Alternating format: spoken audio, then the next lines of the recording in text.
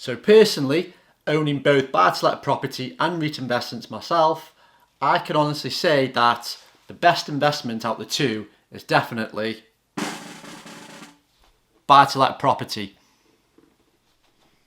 When it comes to investing in either buy-to-let property or investment REITs that seem to offer the same kind of return, there is actually a massive difference between the two in terms of cash flow and profitability.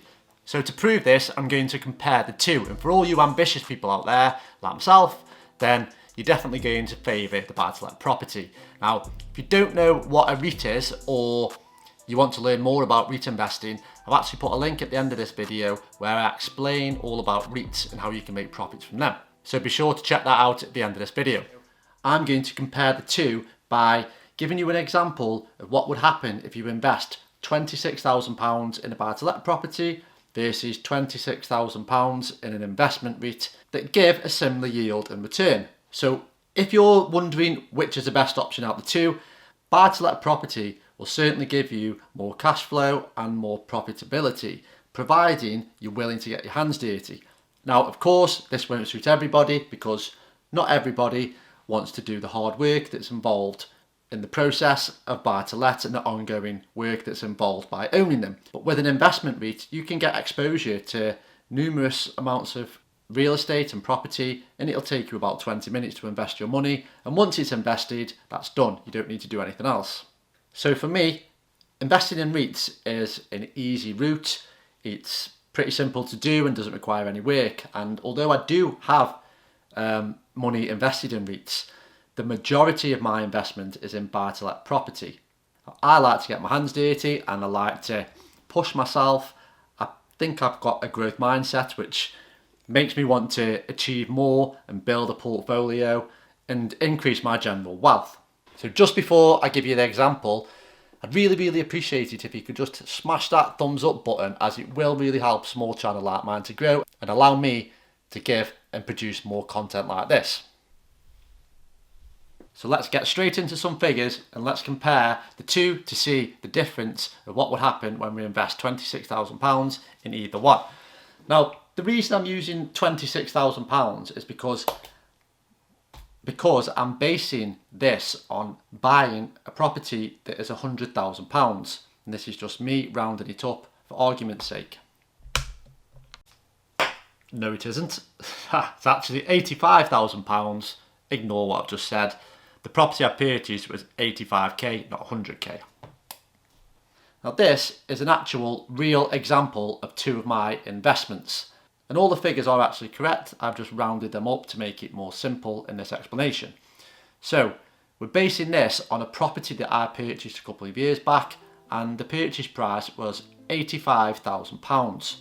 Now this required a deposit of £21,250 plus £2,550 in tax. Our good old friend stamp duty, by the way. Then we have a couple of £1,000 in fees, which can't be avoided, such as solicitors' fees, broker fees, etc.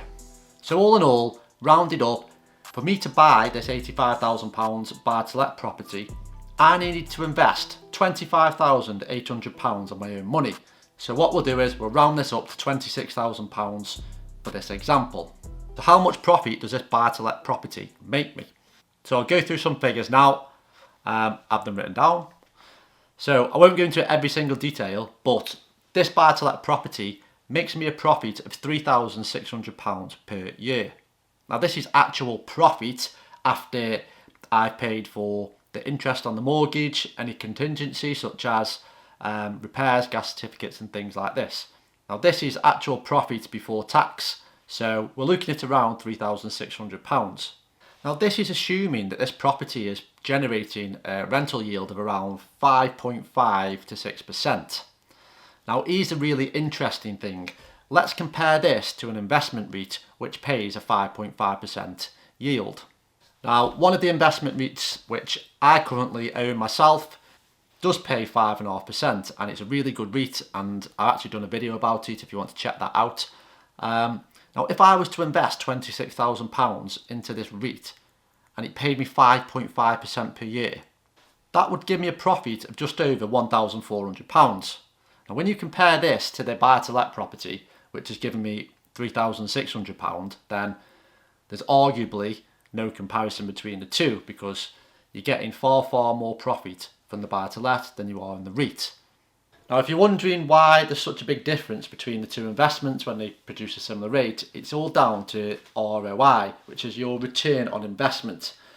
So the difference between a buy to let and a REIT is you're leveraging the bank's money when you're buying a property that you're going to invest. So for example, this property cost me £85,000. Now, I only put in 26,000. Therefore, the remainder is money borrowed from the bank. So when it comes to rental yield, you base the rental yield on the total amount, the £85,000. However, I've only put 26,000 in. Whereas with a REIT investment, if you put £26,000 in, then your yield, your 5.5% return, is based just on the £26,000. Now, this is all down to leverage, and this is the key to investing and the key to building your portfolio, is by leveraging money. If you can leverage other people's money, i.e. the banks, then you're going to be able to build a portfolio and increase your cash flow far quicker than investing in REITs and other such funds. And another quick point that I want to mention is capital appreciation. So let's say that our buy-to-let property, the house prices go up 10% in value. That means our £85,000 house will go up by £8,500. Now, this is profit that goes in our pocket. Whereas if the REIT investment goes up by 10%, it's only 10% of the £26,000 that you invested. So yeah, another reason buy-to-let's better and leveraging money is better than simply investing one amount in a REIT. So based on this evidence, I would definitely say that buy-to-let property will give you far higher returns. However, there are a few downsides to buy-to-let property which I haven't mentioned.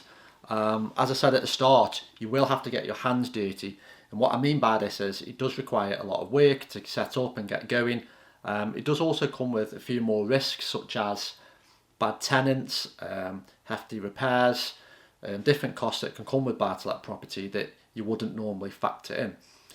Whereas a REIT, it is a little more safer because your money's invested, you don't have to do anything, you're completely hands off, and usually your money's more diversified because you're not investing in one property. With a REIT, you're investing in a whole host of properties or buildings, so usually it's a much safer option. Now, you're probably wondering why I invest in both after I've just sat here for the last 5 minutes telling you how good buy-to-let property is compared to REITs. The reason for that is I want diversification. I want to own buy-to-let property, and I also want to own and have exposure to other areas in property which normally I wouldn't be able to afford to invest in, such as care homes and industrial units, distribution centres such as what Amazon use and big companies like that. So investing in REITs is actually a really good option to get you more exposure in the whole property economy, so to say. So yes, although I will continue to invest in both, I would say that over 80% of my money is in buy-to-let property, and the other 20% is in REITs and different kind of funds.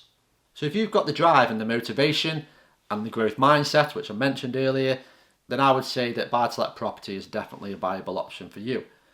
Whereas if you have other things going on, you don't feel that you have the time for buy-to-let, but you still want exposure to property, then definitely look towards REITs because they are a very viable option. In fact, I'll do another video very soon about my latest REIT investments and how you can capitalise and take advantage of certain REITs that will actually give you a very good solid return for the future.